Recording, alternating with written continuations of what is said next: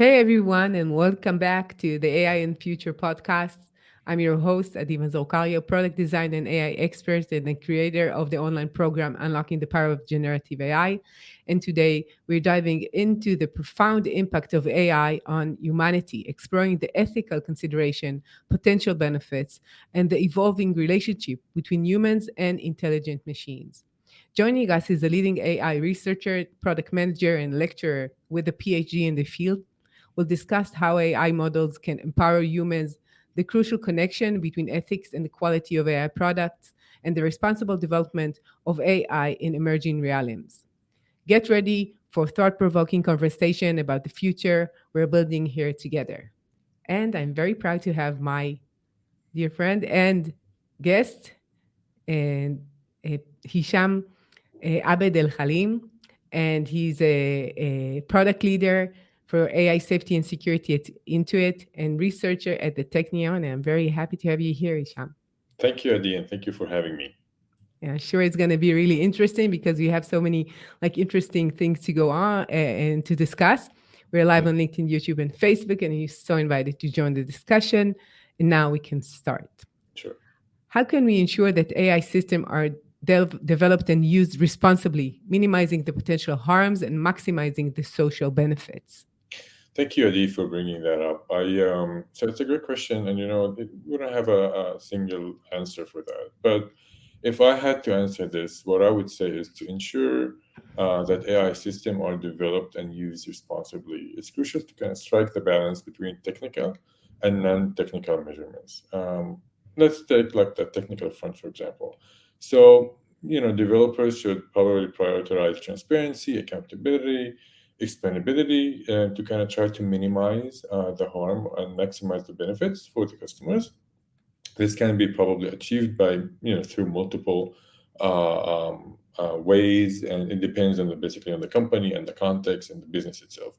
But overall, from a technical perspective, developers can implement robust testing procedures to identify and address biases and errors and try to kind of minimize the potential harm while using the application, while using the actual product of the company.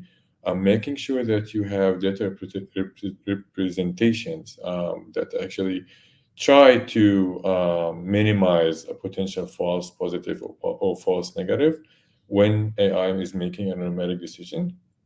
If we have to look at the non-technical measures, which is also super important, it's also essential for ensuring responsible AI development. And not only that, also the deployment of AI products, regulations, or frameworks that actually support the local regulations of the operating market can play a crucial and a critical role in actually establishing guidelines and standards for AI development. It's a mindset, right? I mean, responsible AI is something that's is relatively, it's not new, but it's relatively something that a lot of companies are focusing on at the moment. And they try to embrace not only the technology to deliver faster and to create an immersive experience for the customers, but also to make sure that the customers feel safe and that are actually safe while using the AI products. So the mindset should be is that we need to look at both making sure that the quality of the product is in the high level, but also that we're making sure that our overall experience is safe for our customers. Yeah. So you mentioned what the coders and the engineers should do, and it's like writing the code in a specific way in order for people to understand what's going on with the code and maybe understand why a certain answer was given, and to be responsible about the data, about the security of the data and all of that. But this is all from the backend side of developing these kinds of systems. But it seems that there is a lot of gray area, either in the safety or in the responsibility, saying like, first, like, what does it mean to have a safe interaction with these kinds of devices? What is really safe for the end customer, the user? Like, Mhm. I think that there is a very big gap between what we're supposed to be doing or what we're really implementing in and it's not only in the code as I see it. That's a great point. Of course, I mean the code is one thing, but not only that. I think the whole overall experience of let's take the non AI world, right? I mean, before AI, even any type of product doesn't have to be a tech oriented product. You know, when you design the user flow and how users should actually use and benefit from a specific product, you have this kind of vision of the overall experience of how customers should use it, what potential cutting edge technology you should be using. Doesn't have to be technology as we know it today, but you kind of have to design and fashion an overall experience that not only looks at the specific operational benefit, but also the overall aspect of using the product. So for that, and the term safety, or like safe AI, could have multiple meanings, and I think it has a lot to do with the actual context. Like safety for autonomous vehicles, for example, is different than safety when you use social media platforms. But overall, I think what companies are looking at today is that customers should feel safe overall by not having to experience any harmful experiences or harmful content. And content can be in any form or fashion during while using the product, while using the actual platform. For example, if we take any fintech company or any financial service company, users should feel safe while using an AI-powered platform, and that they should know that their finances are protected and their experiences overall being looked at from various aspects, not only the actual functionality of the product, but also that we're making sure that your overall experience will not lead to any potential harm from any other angle rather than the actual functionality. So safety is a generic term on one hand, but I think if you look at specific contexts, it'll be much more easier for you to actually define the measurements of safety and goals of safety. Yeah, I agree that once you go into a specific use case or a flow, you know what the users are expecting, and you should align with that. But let's take if we're talking about a financial system that is like a financial advisor in that aspect.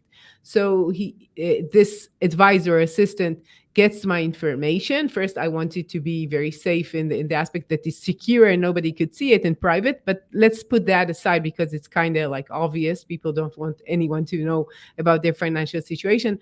But the fact that somebody would talk to me about this kind of, and it's open-ended. In usual systems, I'm just pressing something and the response would be an action that I would expect. If not, Right. it's a mistake in the way that we bought the UI. But Mhm. in this case, the question could be open. Of course, I can ask you different things as an assistant, and you could answer different things as Yeah. an assistant. And a financial situation is something very private, and sometimes it could be very emotional if we're just thinking about like a business going down or less revenues or whatever. And the way that we interact with this system is not only the fact that you want it to be accurate and safe and we could trust it. We want the interaction to be in a very specific way. We wouldn't expect our accountant to say something that is, I don't know, offending or something, right? True. So this widens the term of safety in the sense that the interaction should be trustworthy and safe and good for the end customers. True, 100%. I think for fintech or financial services, I think the data and the actual experience is overall more sensitive than others. The only thing that I can think of that's really close or even more sensitive is healthcare. But Yeah. if we're talking about like financial services, I think not only the actual, as I said, not only the actual functional the functional operations that we need from a product is important, but also the overall experience. And if we compare it to the non AI world, like when you call a customer support center and you ask them for help, you wouldn't expect to have harmful content there, right? You wouldn't expect to have somebody who is judging you for something due to your financial situation, or something like that. You wouldn't expect a human being to kind of give you wrong advice or like bad advice. Hmm. Um, so that's why exactly what I think AI should be focusing on is also to kind of make sure that companies are delivering a robust experience at scale and advice at scale. But not only that, I think it's something that needs to be at least with the level of a human being when we say the word safety or security, to making sure that the overall experience targets that, that soft areas that potential AI might fall into. Think about, by the way, think about any type of, any other language other than English. When you have an AI agent that actually talks to you might need to localize the local culture to your Gen AI experience. You need to make sure that specific phrases are used differently. Some terms are not even used. Pictures you might show in one market might not be shown in other markets. So I think the overall safety experience for AI needs to take so many parameters and into consideration that companies would eventually benefit a lot from first providing a very high level customer experience, but also customer would benefit much better when they have a tailor-made experience to their needs, but also to their expectations. So that means that companies who are thinking about using these like systems, AI or generative AI solutions, need to take into consideration the basics, which is like security, privacy, and so on. But they need to have another factor that is like they cannot really explain exactly what would be the answer. They cannot really anticipate exactly what would be the answer. So they need to have these guardrails of the experience in a very clear way. And in some cases, they don't even know the question. Therefore, they don't know the answer that will be created, right? So it's much more complex. Would you say that this, like all of that, these are the reasons that companies are more reluctant to use generative AI? I think I think so. I can't speak on behalf of all companies, but I think what companies are interested in is first making sure that their automatic decisions, they don't make they make as less as possible poor decisions. And I think when you look at the overall benefits of AI, and of course I'm a huge fan of AI. I think it's a great tool and technology that basically empowers a lot of us when used properly. I think what companies are actually looking into is to making sure that they also unleash and unlock potential business operations that could lead to their customers' enhancement and lead to their customers' overall delight. Think about, if you have the opportunity to provide advice at scale, but not only, also to kind of give your customers the opportunity to extend their horizons and give them more functionality than they could ever imagine, while keeping them, in a high quality slash safe environment. This is something that a lot of customers would lean into, especially when areas that require require a lot of attention and require a lot of automatic decisions to be made, and require a lot of accuracy. I think the great thing about AI in some areas, of course, in most areas at least, is that you have the opportunity to kind of collect feedback as you run over time, and to kind of incorporate that feedback into your system, making sure that in next cycles you have a higher quality decision. And that's the beauty. I think the pace, you could have a relatively a very high pace of improvements over time, that could overall benefit the customer widely. Yeah. How does the ethical development of AI impact the quality and the success of AI products and services? It's an interesting question. I think that ethical development of AI has a profound impact on the quality and success of AI products and services, like, in general. But when AI is designed and developed with an ethical considerations in mind, it's more likely to be trustworthy, transparent, fair, which can lead basically to increased user adoption and satisfaction, and less poor decisions. I mean, ethical AI development basically ensures that AI systems are designed to avoid biases, decision making, discrimination, or harm, um, which can damage basically the reputation and credibility of the company on one hand, and also can provide a poor experience for the customers. But not only that, I mean, think about the fact that when you develop an AI system with care, and you care about your customer's problem, and you make sure that you understand your customer's problem, but you develop it responsibly. Overall, the direct impact to the quality is that you make less false positives and less false negatives.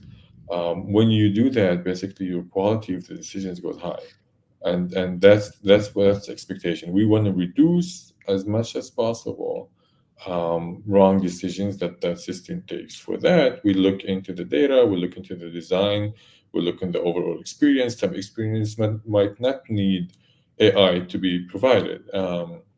Some experiences might need Gen AI in order to become robust as needed, but some actually basically need the classic AI experience. So I think responsible AI is a discipline, and it's a phenomena that we're looking at from various aspects. But the impact of the quality of the service of the product is huge, and it's very remarkable once you have that mindset in mind. And responsible AI has been, by the way, the actual practice has been, like it has been there for a while. Yeah. It's just now, having it under a single umbrella that's called responsible AI makes it much more defined and much more measurable. Yeah.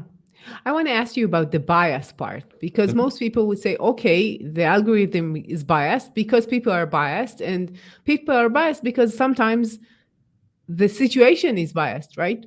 So where is the line between like trying to overcorrect sometimes? And let's think about an insurance company saying like we have most of the accidents in kids under 22 or whatever, which is this is what happens, right? Mhm. And on the other side, you're saying, okay, we don't want to discriminate young people and we need to correct it. And this is like for everything else other than that. So, how Right. do we measure with this is the reality, but we don't want it to be biased? So, what's the balance here? Good question. I think it's a trade-off, right? I mean, the overall problem is that when you collect as data as needed, or when you collect a lot of data, you don't always know if you need the entire data in order to make the decision. Like when you train a model and we train an AI system, you need to be aware of the potential biases that could occur due to the either lack of representation in the data, or over the data might just have like some floating parts that are not needed, and that just basically create that bias. So I think, to your question, how do we kind of balance that? So there's no straight answer to that, but what we can do definitely, once we design the actual solution of the problem, and once we collect the data that is needed for the problem, we need to make sure that we use the data in a responsible way, and that we make sure that we have the ability to test potential discriminations that we believe ahead of time. If we manage to control the factories, basically, if we manage to control the factories of our AI systems, starting from the data, from the design of the solution, from the design of the problem, even, and we manage to kind of make sure that the harmony between the data and the solution makes sense, and that we're testing the environment, that we're testing the system in the right environment, making sure that we look at the edge cases, and we make sure that we manage to cover as much as possible of the potential scenarios. I think that's one aspect to it. The other aspect is if we monitor these systems once they're deployed to live, and we keep track of how decisions are being made, and we have some retrospective and feedback loop into the system, I think that would definitely reduce the potential harm and potential discrimination and Ye- biases. Yeah. So you just mentioned that it's really different if you're having a responsible AI for healthcare or finance and for social media on the other side. Mhm. And if we're thinking about social media, the what is biased and what is not biased is very hard to manage. it's very hard to say like that's the truth, that's what's going on, or these like edge cases, and we shouldn't like let them be the prominent one in the experience. So how Exactly. could you balance that? Because that's not a technical question, that's not like a Yeah, measurement system. yeah, yeah. So how can That's you do that? That's a great point. I think there are two ways of the experience. There are two dimensions of the experience. The first dimension is how you articulate an overall experience to a customer from the side that they enjoy the benefits of the product. I think the other dimension, which is a huge part, is how do you develop other algorithms and other solutions to protect that overall experience without taking into consideration the actual original experience. With that said, I mean, some models today, some AI models and algorithms basically are designed to provide the experience and to provide the actual functionality of the product, making sure that you get what you need. I think other algorithms and other solutions are designed today and should even be designed more to meet the goal of providing the safe environment. I think once you have both perspectives, and once you have two different approaches on creating the overall experience, that could mitigate potential harm. With the main reason for that is that we can't build an end-to-end experience from scratch without taking into consideration the potential risks that could be there. For that, I think companies are investing a lot of efforts today and allocating a lot of resources today and security and safety of AI and developing robust services that actually protect the overall system, not only the service but the entire system and experience. And I think once you have these two things and these two efforts distinguished and not combined together as a single force, rather than having each its own goals and each own targets, I think that overall benefits the overall experience of the customer. Yeah. But what you're saying is like, let's take into consideration that social media means that they want us to be engaged. And Mhm. this is what we want to see, for example. And we know that people are more into seeing extreme situation, maybe even violent or hard, right? More than just something which is very subtle, which is not that provoking, right? So on one side, you're saying, okay, this is what people are looking for. Would give them what they need. This is what they want, right? So they would get that information. These are the kind of videos we're going to show them, for example. On the other side, you're asking yourself, what is the meaning of what I'm creating for the society? And it goes even further when we're talking about VR and the metaverse and all of that. Like, what do we really want to achieve, or what we should do, other than what we could do, or what currently would give us the best revenues and engagement? So And I'll actually have two parts to this question. The first one is that it's not only for social media, but overall, I think companies should, and they are doing it today, create their own set of values that they believe their business should be promoting. And I think any company would want to promote ethical values through their products and to make sure that their products actually benefit society rather than harms society. So that's why I think once you have that defined, it's much more easier for you to kind of say, okay, this content should not be in my platform, should be removed, should be reported, and should not be there at first time on one hand. So I think once you have that defined, once you have that clear, I think your strategy of how to enroll your product, it becomes much more clearer. When you give the example of harmful content in a social media platform, I think no company would want to promote any type of content that could be harmful to their customers. So that's why I think once you have that in place, once you have that value in place, it'd be much more easier to kind of define your overall experience as much as possible.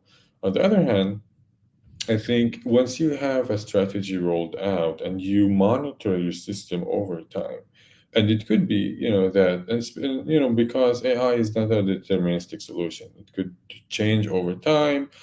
Different data might be might impact the decisions that are being made. I think once you have a robust monitoring and tracking system in place that could take into consideration not only the technical parts, but not only the functional parts of the system, knows how to mitigate or alert once there is a potential harm to someone. I think that would be a key solution to how to protect your overall experience and how to become better at your craft. Yeah. So let's go into these like virtual worlds that I just mentioned. Could Yeah. AI powered virtual worlds provide new platform for education, training, personal growth, and enhancing human capabilities? Yeah. So I think, and the virtual world is, and I'm assuming you're referring to the metaverse. So today, the metaverse. So actually, the metaverse has been the the term has been for a while. And as the metaverse It continues, reminds me when we had these games like I don't know 10 years yeah, back, right? I exactly, don't remember the name of the game. It was like a world that you could I don't remember it's like a game that you go into a virtual world actually. exactly. You had there were plenty of games, and there still are. But I think the as the metaverse evolves, um, I think we can expect these virtual worlds to basically become even more sophisticated, allowing us individuals to engage in a fully immersive and interactive experience that could simulate a real world scenario. I think these virtual worlds can simulate real world scenarios, allowing individuals to practice and learn new skills, of course, in a safe and controlled environment. I think they can also provide, personalized learning experiences, adapting individuals' learning styles, fulfilling the needs of individuals, not having something that's more generic. Even I think these virtual worlds can also provide a space for individuals to explore their interests and creativity and passions, fostering personal growth experience and self-directed learning. I think we haven't experienced that yet, but I think as the metaverse becomes more widespread, we can expect these virtual worlds to become an integral part of our routine and daily lives. I think AI-powered virtual worlds have the benefit to unlock basically new possibilities for education, for training, for personal growth, and basically, providing, empowering people, providing a platform that empowers prosperity and extendability of the human mind.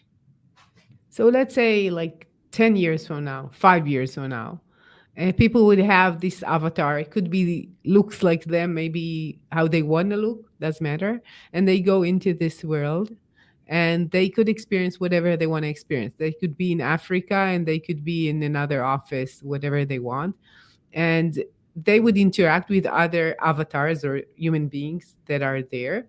Do you see any potential risks that could go? First, that comes to my mind is the detachment from the real world, from the real world outside there, especially for small or younger generations that are very attached to these like virtual experiences. Yeah. So if even from from a technical perspective, the metaverse or any virtual platform, specifically the metaverse, is actually that it's a three-dimensional platform, right? If we have the internet as a two-dimensional platform, the metaverse has another horizon. And I think when you have that third dimension, I think the risks basically become higher. You have potential of privacy concerns. For example, think about that. If I manage to monitor the way your avatar moves, that could let me learn a lot about you, right? It could help me gain a lot of experiences about you. It could help me understand what type of things that interest you, what type of information that could be offensive for you, what how you feel, in some cases how what's the situation of your physique and health. So think about the privacy concerns that I, as a platform, have when someone like you uses my scenario. So I think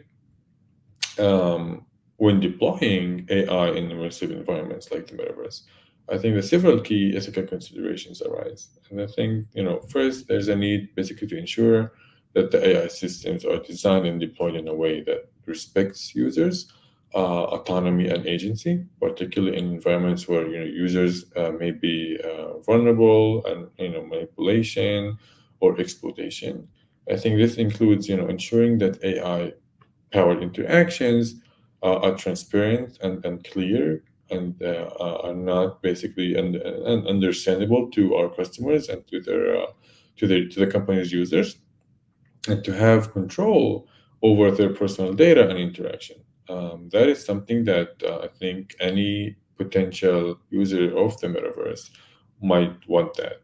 Now, to the other part of your question of how that might impact the overall disconnection to real world, I think it's a good question. I think it depends on the basically depends on the usage, and how these solutions are being designed.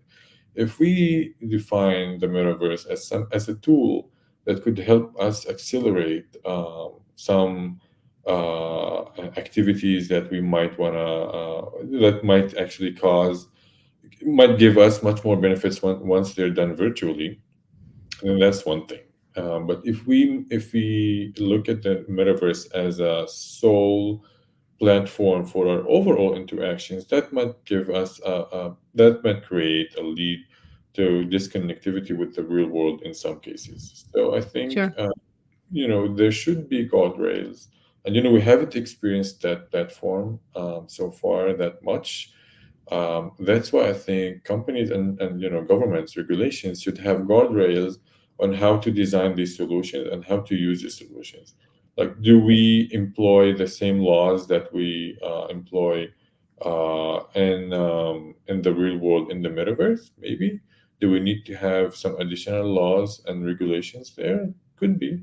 Do we need to make sure that everything is transparent only within the metaverse or also without the metaverse? Is everything that happens in the metaverse related only to the metaverse, or do we need to report that back to the real world to make sure that somebody is looking at us? So I think there's a lot of questions that we don't have answers to now, and there's a lot of questions that we don't know about now. But as Yeah. we move along and as this platform, evolves, there's a lot of interesting areas that we Yeah. need to cover, providing a safe environment to our customers. The use case that comes to my mind, do you know Replica? It's a Yes. companion, AI companion, right?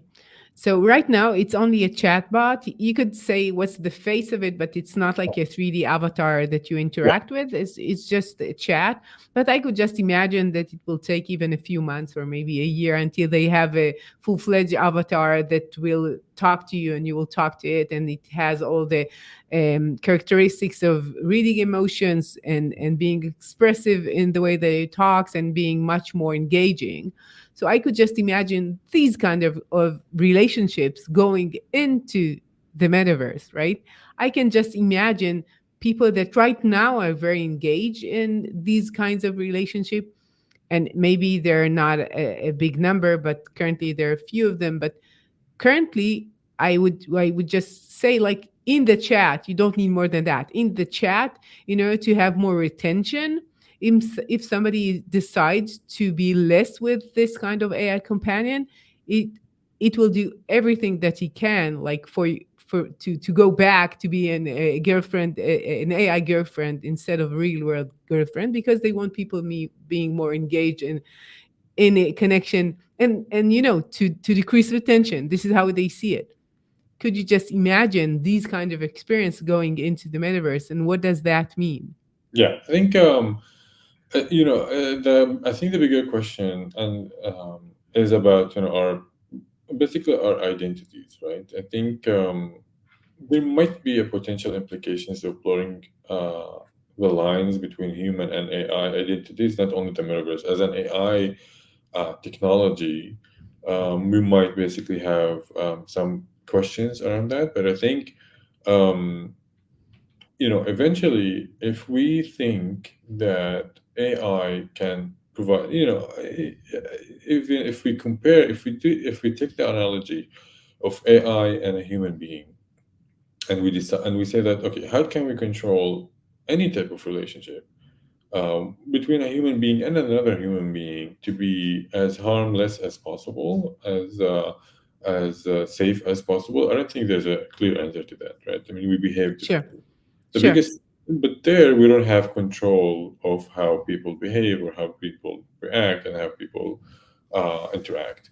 I think with AI systems, we have a better possibility and a better opportunity to kind of try and mitigate the potential bias that is there. Again, that goes back to the set of values that we're trying to promote as a company and as a platform. If we believe that our values are clear and they provide ethical implications on our users, and we make sure that these identities are designed to kind of promote these values in their interaction with human beings, then I think that that's halfway to get there.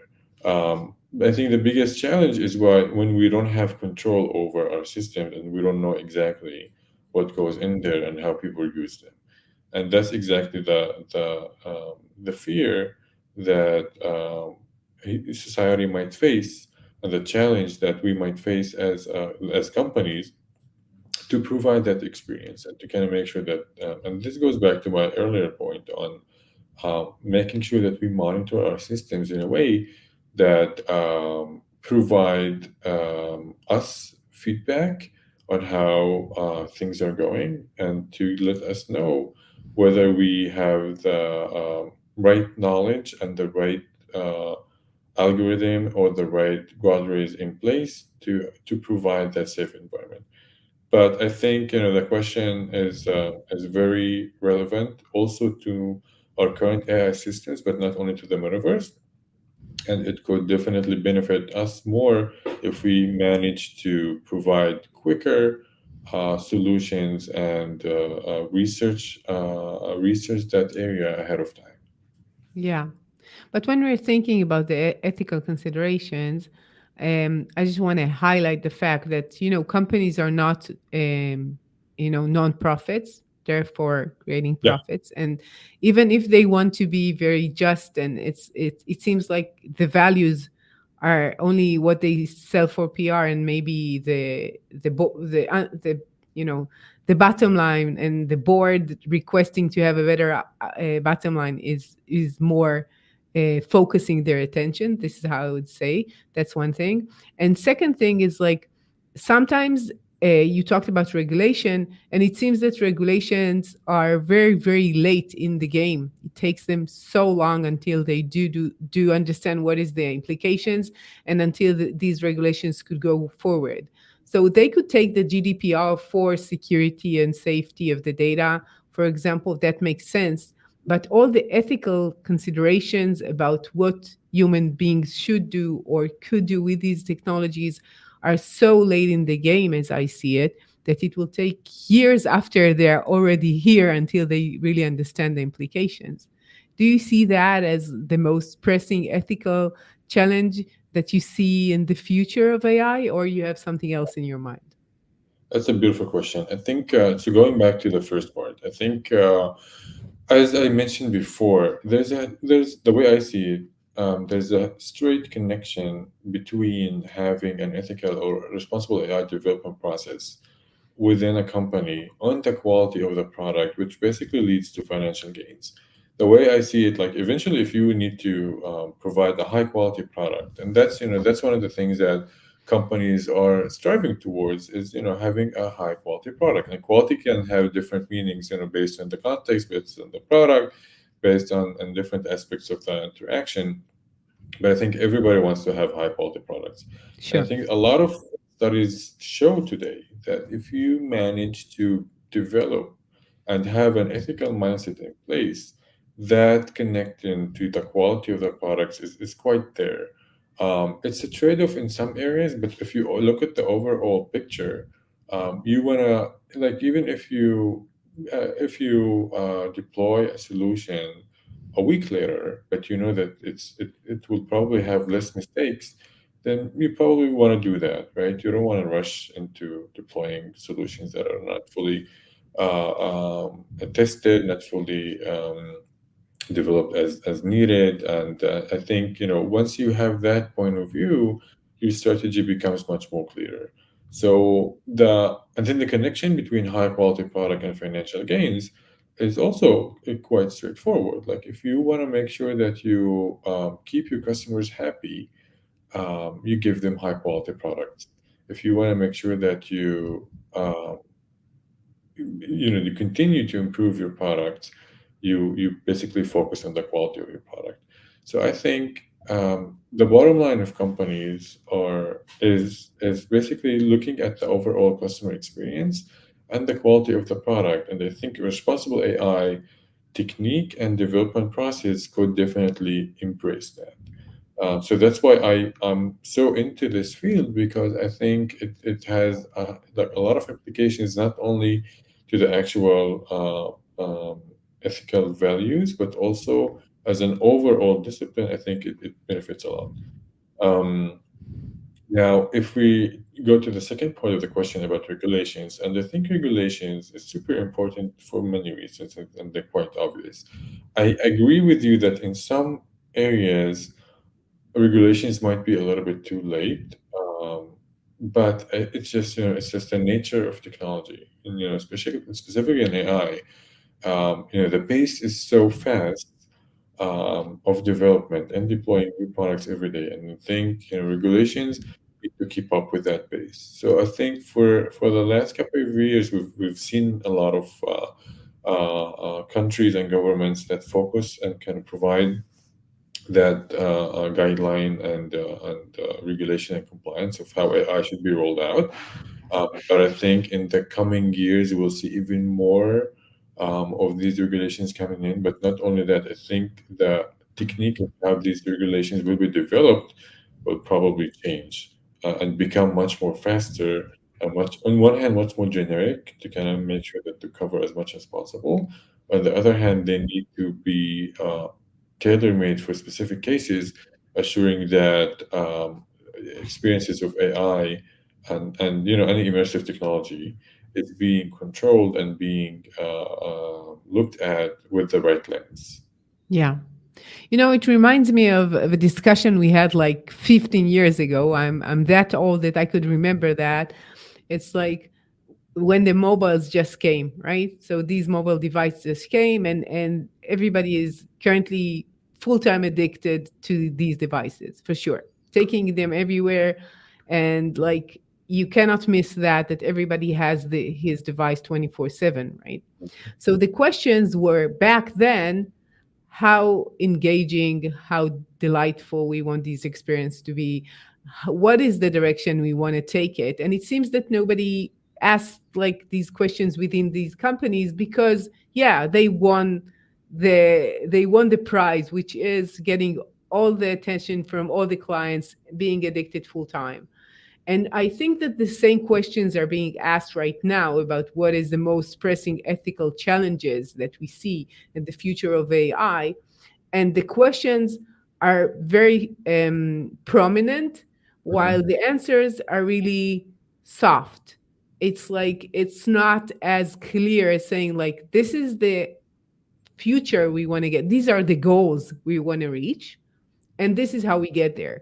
Because it's like, this is technology is moving really fast, right? Even much faster than the mobile revolution for sure, and has vast implications for our workforce, for our daily life, for our interaction with technology and the way that we interact with the world.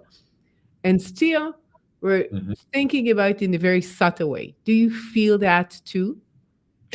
I think in some areas that is true. On the other hand, I think when with Gen AI being around at the for the last couple of years, there has been a lot of rise in the attention of how AI is shaping the way we interact with our machines overall. And I think Gen AI has proven that. I think Gen AI has gave a lot of people that are not technical people an understanding of the capabilities that AI can have on society, the implications that it can have on an individual on one hand, but also on society.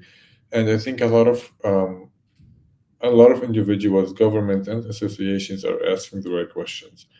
Now, up until AI that runs in the background of an application might not be understandable to a lot of people, and it makes sense, right? I mean, it's something that we don't always see. With Gen AI, we do see the capabilities that are there. So I think that for the last couple of years, a lot of associations, governments have been looking into that quite tightly, and I do expect actually that to grow. I agree with you that the smartphone example was a little bit different. I think mostly because the pace of development was a little bit different also, and the pace of deployment was not as fast as AI systems today. But I think it's clear to everybody that AI systems will become they already are, but they become even more an integral part of our lives today and in the future of ours of us and ours. And that's why I think a lot of questions are being asked, and a lot of companies are looking into how to develop these algorithms and applications in a much more ethical way, and making sure that they answer any potential and they address any potential harm that could result as use as misusage. Yeah. So, what are your hopes and concerns about the implications of AI on humanity and society? So I hope. So I think one of my hope is that we continue to develop and use AI systems in a way that respects the values that we're trying to promote. That we put our human values and goals of implications in society at the top of our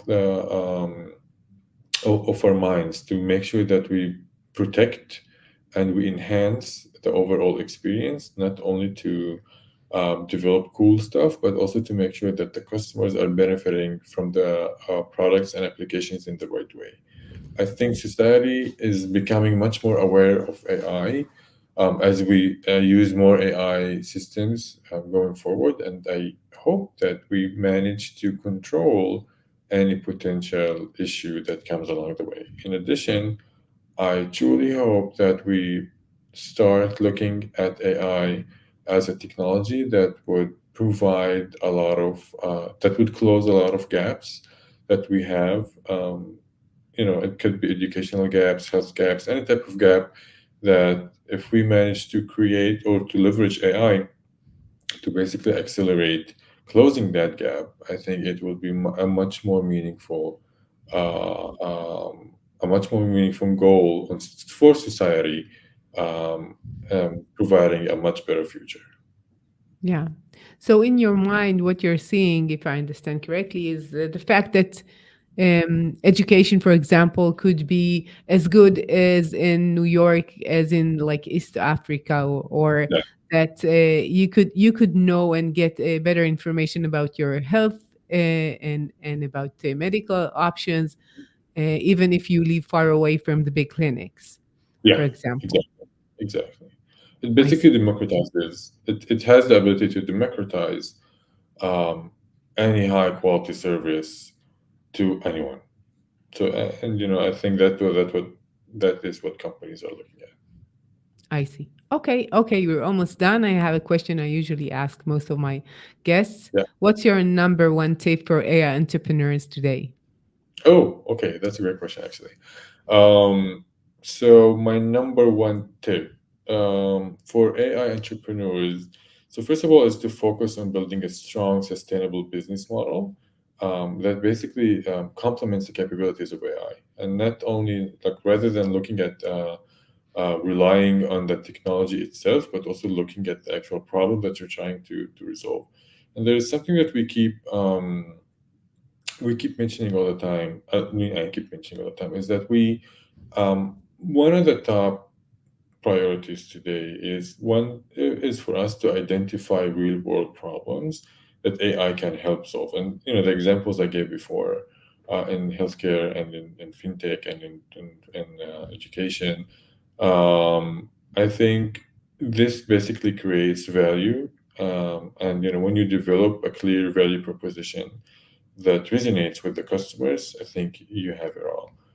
AI is a great tool and a great technology that um, we still learn from today. And it's, I think, one of the only technologies that it's basically has a partnership with humans. It's not only that we use AI to benefit from or to complete our tasks, but also the system enjoys and learns from us as we move along. So it's a multiple way usage pattern that we didn't see in many technologies. And that's why I do see this partnership being there for a long time. And as entrepreneurs, I think once you identify potential areas that could help out your business model and strategy to create that value proposition, while being aware of the huge capabilities that AI has, I think that's when you click, when you're ticking the right boxes. Right, right. Thank you for that. Where could people hear more about you and contact you? Basically, you can look at my website, www.hishamabdulhalim.com, LinkedIn, Facebook. I'm also there. Sure. Thank you. Thank you for that. And I want to congratulate you on your new role into it. So good luck with that too. Thank you. Congratulations. Thank you very much. Thank you for your time. It's been very valuable and it's interesting for me. So thank Thank you, and everybody, for joining. sure. And to all of you change makers out there, thank you for joining us. I invite you to sign up to my new online leaders program, Unlocking the Power of Generative AI, designed to equip leaders with the skills to build successful generative AI products. And I'll see you next week with another innovative, insightful talk. See ya. Bye bye.